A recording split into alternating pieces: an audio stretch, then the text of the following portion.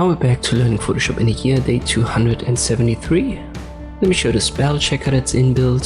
So I've got a simple text layer right here, and you can actually find it under edit. So it's not under type, where all of the other text options are. It's under edit, check spelling, click on it, and this menu right here should open.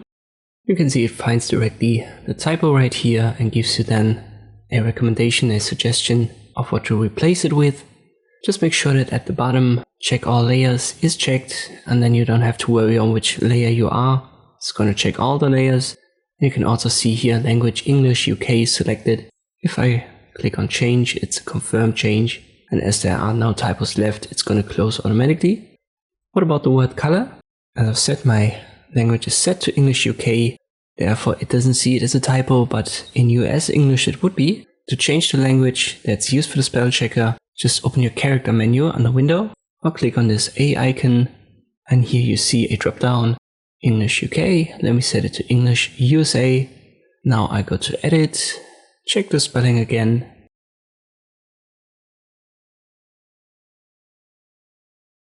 and it finds the color and gives me a suggestion. In this case, we want to set it to the English way of writing, so without the U.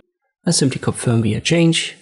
And this is how I can use the spell checker in Photoshop. I hope this video was helpful, thank you for watching, and I'll see you next time.